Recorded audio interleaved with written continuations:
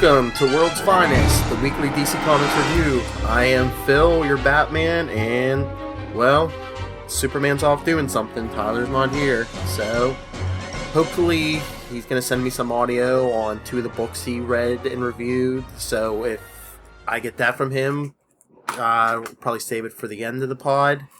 But let's jump in. As we've been telling you the last couple of weeks, Convergence is here. We are full in on Convergence.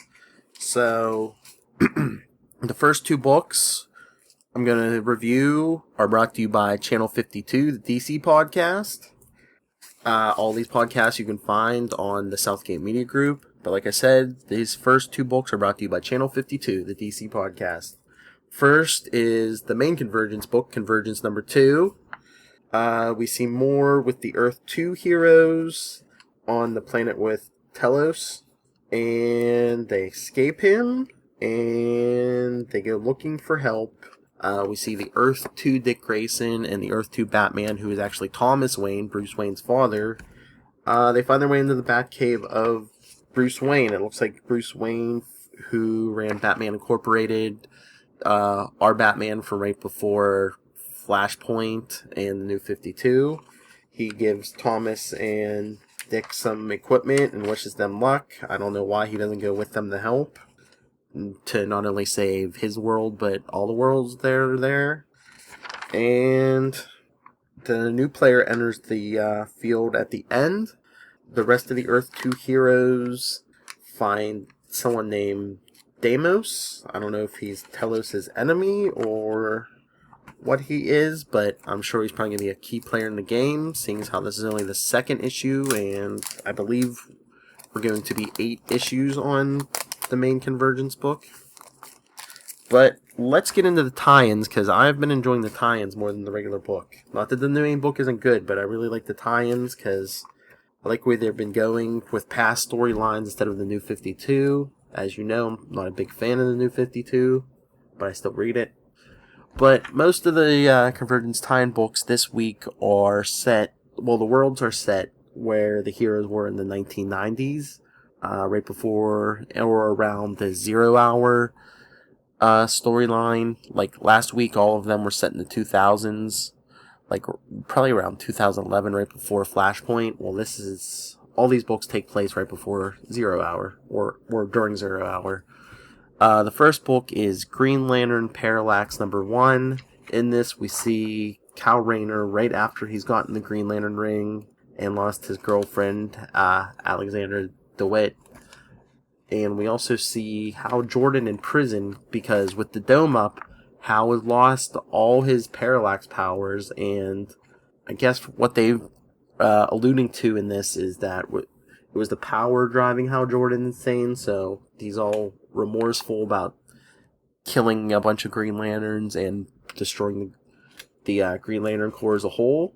So he basically put himself in prison, even though the cops can't really charge him with anything because all his crimes, quote-unquote, were out of their jurisdiction. And once again, like last week, all the domes in the worlds were in versions of Gotham City. Every dome this week is a version of Metropolis, so Hal's in prison and Cal's wandering the streets of Metropolis until the dome drops, and once again, they get their powers back. Cal gets his ring, comes back to life, lights up at 67%, where it was when the dome went up, and they're not sticking to the continuity, maybe because it's an alternate timeline, but I remember when Cal originally got his ring, it didn't talk, but in this it talks. But like I said, alternate timeline. Hal Jordan also gets his Parallax powers back, so once again he goes mad with power. And we see them fighting Princess Fern, who I guess comes from the same world, and she is the daughter of Lady Quark and Lord Volt, who we will get to in the Convergent Supergirl Matrix issue, but because they even make a reference to that issue in this issue. But it looks like Parallax is ready to destroy that world, In a lot of the other books that champions were chosen, I think in most of the books, champions of each world were chosen. In this one, Cal, unless they didn't tell us, Cal and Hal weren't.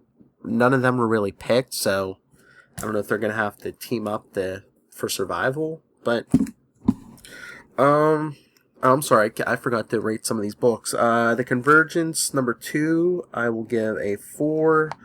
The Convergence Green Lantern Parallax, I will give another 4. I like it. That's when I really got into Green Lantern, is when Cal got the ring, and then I went back on a lot of the back issues. But yeah, this brings me back to the old school days of when I first got into Green Lantern. Very good. 4. Give it a 4. Alright. Our next 3 books are all Superman related, so these 3 books will be brought to you by The Last Daughter of Krypton, the Supergirl podcast, hosted by our own Tyler Patrick. Give it a listen. Very good episode. The last episode that went up featured Tyler and myself, so if you like this show, you should like that show. Alright, enough with the plugs. The first book was Convergence Superman Man of Steel #1, and if you couldn't guess from the title, it's John Henry Irons in his original armor. So once again, this takes place around 0 hours, so John Henry's in his original armor that he wore during Reign of the Supermen and all that good stuff. It's basically him and his niece, and I think the niece's friend versus the kids from Gene 13. I'm not too familiar with Gene 13. I never read it, but I kind of know the characters. John Henry, the kids from Gene 13, none of them really want to fight, but Gene 13 gets confused when they think they have to fight a whole nother team, because once the dome goes down, the parasite gets his powers back and basically tries to attack everyone and absorb their power. He absorbs the powers of the Gene 13 kids, or some of them. At the end of they basically really injure John Henry Irons. Because in the end, he basically takes a couple shots meant for his niece, and the armor's destroyed. John Henry is pretty badly burned, and Professor Hamilton, who's in the dome with them, tells everyone else, well, the niece and the friend, that if John Henry, if he does regain consciousness, he's probably going to be paralyzed for the rest of his life. So, I don't know where they're going to go with this, unless he builds a new armor that takes the place of his damaged spine, I guess. I don't know why he can't walk, because it was mostly burns. I really didn't see a shot to his back, but anyway. I like this book a lot better than I thought I would. Steel was... I like the character. Some of the... depends who's writing him. Some of the time I like him, some of the time I'm just like, so. Like New 52, Steel, I'm just take him or leave him. But Steel from right around 0 Hour, he's written by Louise Simonson, like he was back then. I really like the character, so I'm going to give this one another 4. If you've been listening the last couple of weeks, you'll notice, at least with me, I've been giving these books a lot higher and more consistent 4s and 5s over New 52. I'm enjoying the blast from the past. I wish they would bring back a lot of these elements. They said they're going to, but who knows who and what they're going to bring back. But anyway, the next book is Convergent Superboy, #1. Once again, around 0 Hour, we see Superboy with Double X and Serling Rocket in the Cadmus Project. I guess they don't know that the dome has taken Superboy's powers, because they keep trying to give him shots of solar radiation, and mostly what their experiments and scans have told them is he's basically a solar battery, and he's basically full. It's the dome that's keeping him from accessing his powers. So Con-El, I don't even know if they called him that at that point, but he's walking around town when Telos gives everyone the message that the domes are going to drop and people are going to have to fight for their survival, their world survival. So the dome drops, and all of a sudden, Superboy gets his powers back, and even his costume, which is kind of funny, because I guess he had his leather jacket and everything else underneath his street clothes. It's kind of weird, but then we see a shadowy figure who says, we've seen it, we found our opponent, and the story's pretty good, but I'm going to give this one a 5 just because the story's pretty good, the art's good, but Superboy's opponents are Red Robin, The Flash, and let me see, do we get anyone else? Yes, we get Red Robin, the original Red Robin, Dick Grayson, Flash, and Superman, all from the Kingdom Come universe. And I really like that story. I know a lot of you like that story. A little Hellfire. But, so, I think the main champion is the Kingdom Come Superman, and he says to Superboy, are you willing to, if it means saving many lives, maybe even both worlds, are you willing to lose this fight? And Superboy's like, let's find out. And that's the end of the issue. Like I said, 5 stars, Kingdom Come, basically anything with Dick Grayson. This, I love the Red Robin character. Well, if it's Dick Grayson or Tim Drake, forget Jason Todd. But once again, 5. The next book is Convergence Supergirl Matrix #1. For some of you who might be newer fans, you might be like, what's the Matrix part? Well, in the late 80s, early 90s, right after Crisis on Infinite Earths, DC decided that they wanted Kal-El, Superman, to be the sole survivor of the planet Krypton. So, on a trip to a pocket universe, Superman met the new version of Supergirl, who was basically an artificially created being who originally thought she was Lana Lang, and then for a while thought she was Superman, but then she got her own identity as Supergirl, or she called herself Matrix. Her powers were, well, she had flight and super strength, but a lot of her other powers differed from Kryptonians, like she has telekinesis, she's a shapeshifter, she's helped Clark Kent keep his identity secret many times because she's a shapeshifter.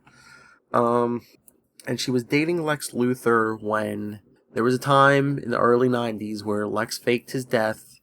He was dying from, I think it was a kind of cancer. He had gotten radiation poisoning from the kryptonite ring he wore in his hand, which he loved to put in Superman's face, literally and figuratively, because it seemed, I don't know if they still go with this, but back in the day, they said kryptonite could kill humans, but like slowly over time, like any other radioactive element. It was just Kryptonians that would kill like within minutes.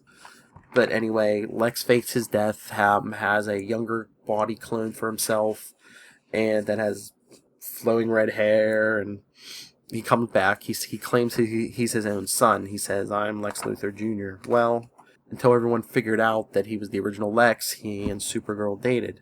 Well, in this, he still has the red hair, so it looks like no one's figured out that he's the original Lex.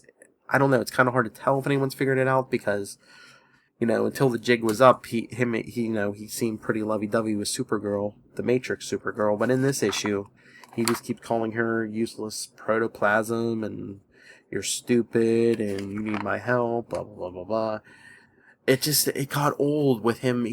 Every sentence out of his mouth, he was berating her, and I'm just like, this doesn't seem like the Lex we know, just because, like I said, at this point in time, they were all lovey-dovey. She didn't know he was the original Lex, and you would think he needs her help to get out of the dome, you would think, so you think he would at least fake being nice to her. But once again, once the dome goes down, Supergirl gets her powers back, and she has to face Lady Quark and Lord Volt.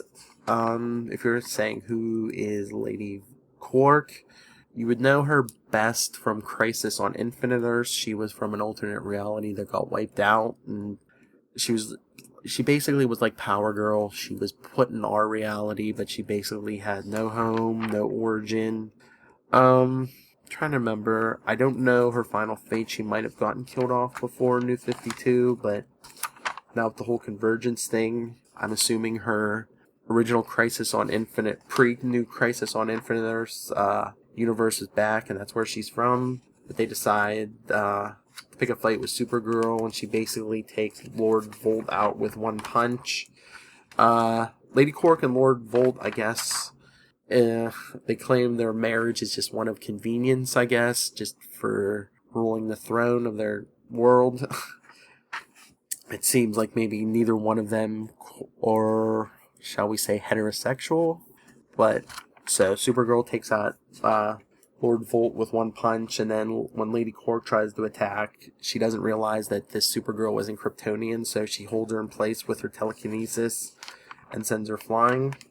And then Supergirl goes looking for the place that maybe controls the dome, but once she gets there, she finds, I guess, someone probably from another dome city, another universe, who is Ambush Bug. And for those of you who don't know, I'm not too familiar with Ambush Bug myself, but he's comic relief. I believe my co-host Charlie Esser on the Marvel review, the Marvel version of this podcast, says he compares Deadpool to Ambush Bug, so, but like Ambush Bug isn't as violent, so that kind of paints you a picture of who Ambush Bug is. I'm going to give this one 3.5 because I like the art. I like the Matrix Supergirl because once again, when I started reading, that was my Supergirl, the Matrix Supergirl.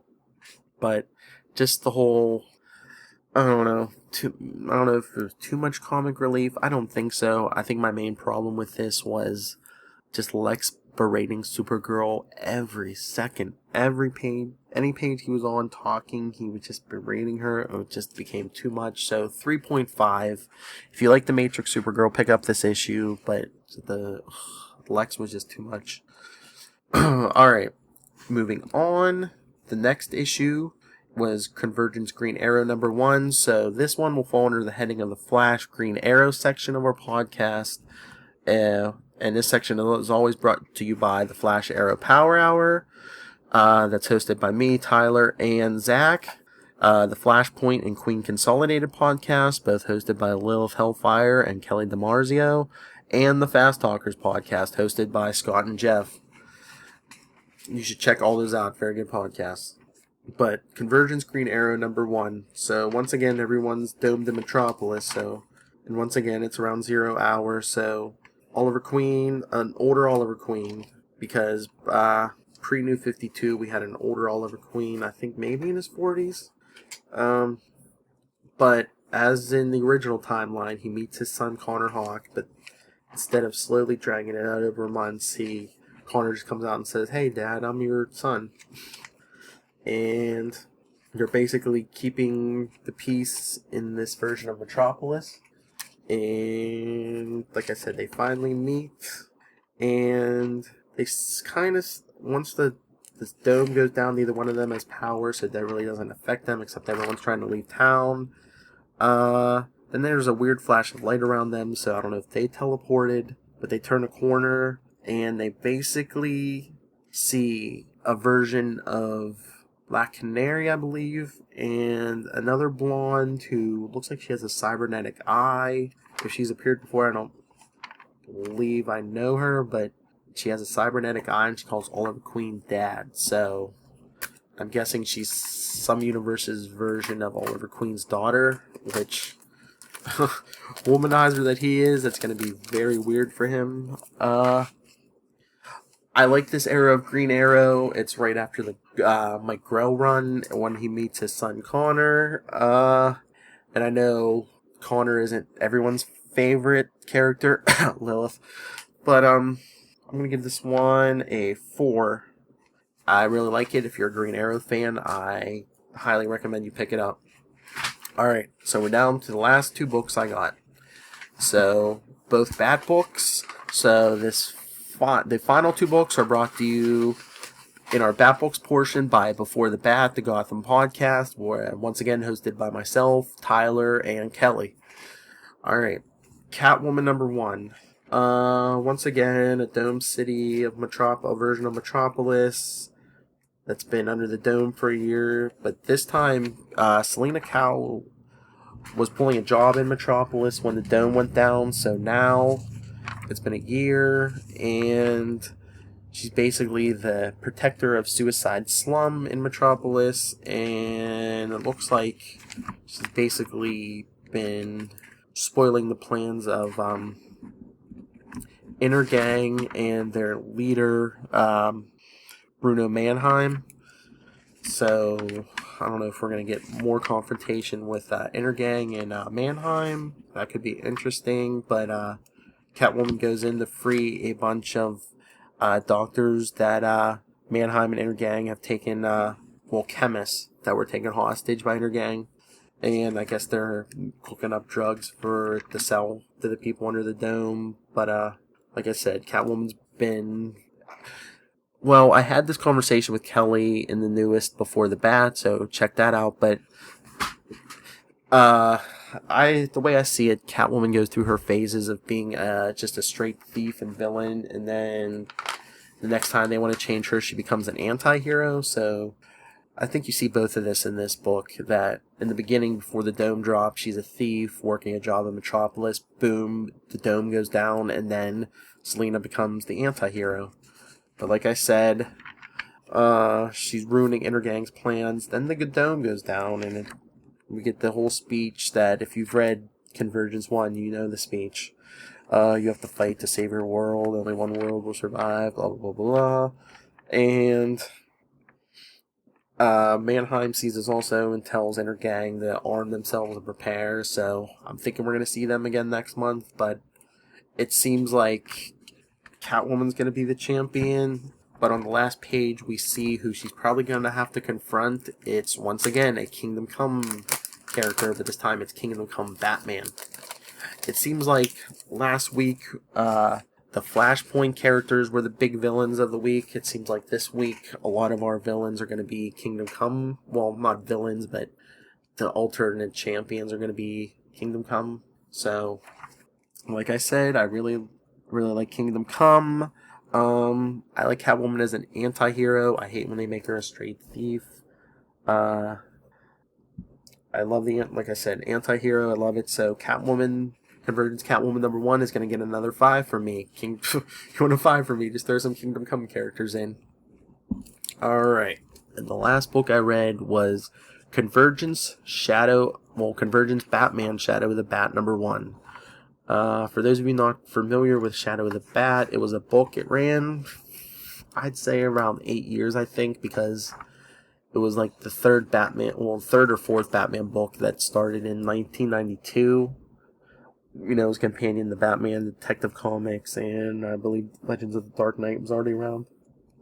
Like I said, ran for 8 years. I think it ran till the year 2000, till the end of No Man's Land. It was a big part of Nightfall, but so once again, this is right around 0 hour. So Bruce Wayne has just coming back from his broken back that Bane gave him, and he just took back the mantle of the Batman, I guess, from Jean Paul Valley, Azrael, which quite the coincidence, because this story opens up once again a version of Metropolis under the dome for a year. For some reason, Bruce Wayne was here to fight with the other heroes to stop Parallax during 0 hour, so the dome went down. Bruce Wayne's undercover as himself. He's trying to convince Tobias Whale and his mob that he wants to join, I guess. You know, he's a rich guy that's been cut off from his world, so why not join the mob? But Tobias Whale wants his newest muscle to, I guess, beat on Bruce Wayne to see if he's telling the truth. He calls him Johnny Valley, Valli, but when Tobias Whale leaves and it's just Johnny and Bruce, we discover that Johnny Valley is really Jean Paul Valley, Azrael. And once again, we see what's going on with the mob. There's, I think, weapons being moved, and Batman and Azrael have to try to work together. We see Azrael in the classic blue Batman armor he wore. We see Bruce Wayne. And most of the issue, well, once they decide to work together, they're trying to stop the shipment. And then the dome goes down. But they decide they're in the middle of stopping the mob. They have to go with that. We get two characters, Pilgrim and Jester. I'm not too familiar with them. I'm guessing they're the champions the two Batmen are have to face. Or Azrael. Well, I mean, Azrael's wearing the Batman suit, so I'm guessing he's a Batman. Once again, 0 Hour. I like this era of comics. I read the whole Nightfall storyline as it was happening. I missed the Jean Paul Valley Azrael. I wish they would bring him, if they're bringing back characters and putting them in the new 52 from Convergence. I'm hoping Jean Paul Valley makes it. So Convergence Shadow of the Bat #1. I'm giving this a 4.5. It could have had a 5. I'm guessing maybe the year under the dome, Bruce Wayne's desperate, he needs allies, but after the knockdown, drag-out fight they had at the end of Nightfall, for the identity of Batman, and it just seems like they worked together too easily, plus Jean Paul Valley was pretty crazy in the head towards the end there, and now he seems pretty much in control.